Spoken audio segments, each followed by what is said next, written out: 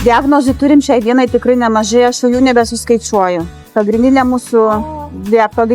mūsų diagnozės yra pasiduodančių gydymui epilepsija, sunkios formos, vaikystės autizmas, labai daug įvairių gretutinių sutrikimų yra, kaip valgymo, miego sutrikimas, judėjimo, Martinas lygsvaros nelaiko. Pagalba reikalinga kasdien nuolatinė jam. Kad ir pavalgyt, apsirengt, nes jisai pilnai dar negeba pats apsirengt. Taip pat ir priežiūra. Mes vykstame į Belgijos kliniką Atlantis neurosensoriniai smegenų stimuliacijai. Tai yra mamos balso terapija ir Martinas klausosi lygiagrečiai Mozarto. Nuo pirmos terapijos pagerėjo Martino miegas.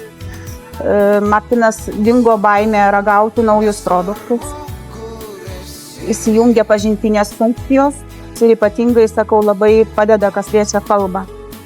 Nes Martinas yra nekalbantis vaikas, bet būtent šios terapijos dėka pas mus plečiasi pamažu žodynas ir vis daugėja naujų žodžių. Kalbos suvokimas labai gerai pagerėjo. Tikrai nuoširdžiai dėkojame šiems žmonėms ir jūsų fondui už tokią galimybę, nes tai tikrai reikalauja labai daug finansinių išteklių. Tiesiog tarėme labai nuoširdų ačiū Jums.